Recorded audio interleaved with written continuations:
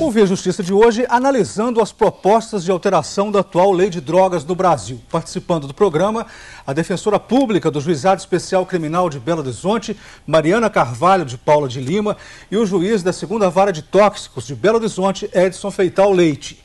As autoridades consideram o enfrentamento às drogas como uma prioridade.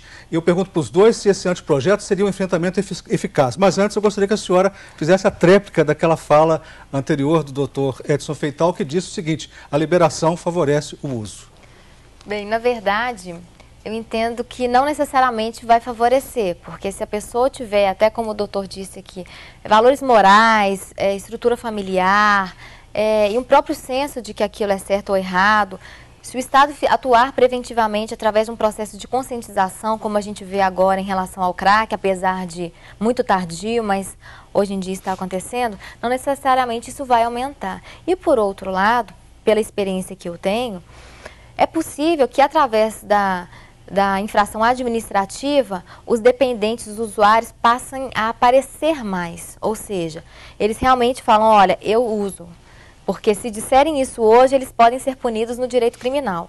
Mas a partir do momento que for infração administrativa, eles podem, na verdade, aparecer mais, e isso provavelmente aumenta a estatística, mas, por outro lado, concatena a questão do tratamento, viabiliza que a gente aborde aquela pessoa em razão do tratamento. Doutor Edson, o senhor disse que a lei libera geral, é isso? Dê um exemplo prático. O aspecto na lei é o seguinte, porque nos países em que houve a liberação de droga, não houve liberação de todo tipo de droga. São muito poucos países que liberaram todo tipo de uso de droga. A maioria dos países fizeram a liberação da maconha. Por quê? Porque alguns especialistas acreditavam que a maconha é uma droga mais leve e que não seria ponte para outros tipos de droga. Acontece o seguinte, até por uma política chamada política de redução de danos, o que acontecia? Alguns países, igual a Holanda, por exemplo, que se usava muito heroína e ópio, eles tentavam trocar o usuário de heroína pelo usuário de maconha. Isso é uma ficção. E vou explicar por quê. Porque o efeito da maconha e da heroína são completamente diferentes. Quem usa um ópio não vai querer usar maconha para substituir o ópio. Mas mesmo assim fizeram essa política. Acontece o seguinte, que mesmo esses países que fizeram isso, hoje já existem algumas correntes já pensando num regresso dessa situação. Por quê? Porque não melhorou nada. Pelo contrário, a estatística demonstra que aumentou o número de usuários, aumentou o gasto do governo com os usuários de droga, e aumentou o tráfico. Pelo anteprojeto, as quantidades para o consumo pessoal seriam definidas pelo governo federal. Consumo médio individual para um período de 10 dias. Os que discordam do anteprojeto acham que, se a mudança for aprovada, o número de dependentes de drogas vai aumentar e o Brasil estará legalizando o tráfico de entorpecentes. Como é que a senhora vê essa crítica? Entendo que deve ser realmente feito um enfoque diferenciado em relação à questão do tráfico e à questão do uso. O tráfico tem que haver uma repressão qualificada. Isso significa um estudo por parte da polícia, uma estrutura em relação às fronteiras e realmente a pena privativa de liberdade para os que realmente são traficantes. Mas, doutora, a senhora não acha uma certa incoerência do Estado você facilitar o uso e punir com mais rigor o tráfico? Ué, se você não quer que venda droga, você tem que fazer o quê? Trabalhos preventivos para a pessoa não usar droga. A partir do momento em que você libera o uso de cerveja, como é que você vai proibir o cara de vender cerveja? É uma situação, é uma incoerência. O Brasil tem certas coisas que a gente não sabe como é que é a cabeça desse pessoal. Nós estamos numa campanha aí para ninguém fumar.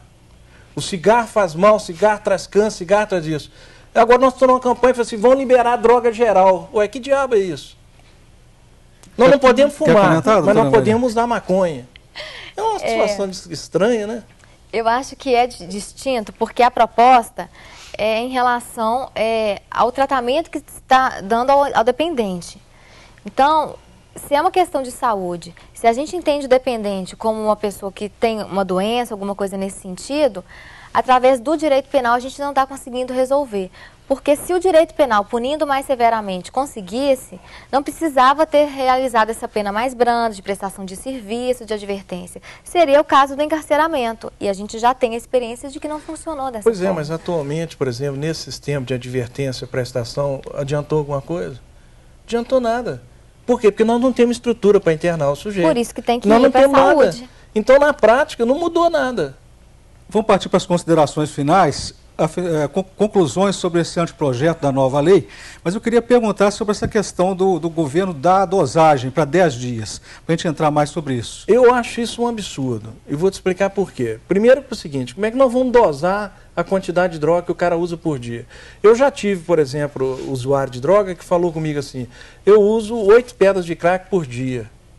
8 pedras de crack por dia, se ele usar 10 dias, são 80 pedras. Quer dizer que se um cidadão hoje for apanhado numa boca de fumo com 80 pedras, ele vai ser para uso. E como é que eu vou falar que é para venda? Ele vai falar, não, eu comprei para uso, está dentro dos 10 dias aqui, ó, eu uso 8 pedras por dia. Quer dizer que o senhor acha que o anteprojeto não vai dar resultado? Isso aí precisa ser estudado, porque a quantidade de droga é muito variável. Tem gente que fuma 10 baseado de maconha por dia. Conclusões finais da senhora, doutora Mariana? Concordo em relação à dificuldade que se tem de estabelecer os patamares, realmente varia de pessoa para pessoa, mas e o modus operandi hoje, ou seja, a forma como determinados traficantes praticam o delito, é justamente através de pequenas quantidades. Sem dúvida. Só que, então, estabelecer 10 dias, uma quantidade, não vai mudar o modo como eles já estão agindo. O que tem que haver é uma mudança em relação ao enfoque que se dá ao usuário. Porque muitos deles se dizem usuários e não são, e muitos são qualificados no tráfico e são usuários e ficam presos até que tenha essa decisão. Doutora Mariana, doutor Edson, muito obrigado pelas participações. O Via Justiça de hoje termina aqui. Este programa é uma parceria da TV Assembleia com a MAGES, Associação dos Magistrados Mineiros. Críticas, perguntas e sugestões, fale com a produção pelo telefone 31 3079 3454 ou pelos endereços eletrônicos tv@almg.gov.br ou viajustiça@mages.com.br. Até o nosso próximo encontro.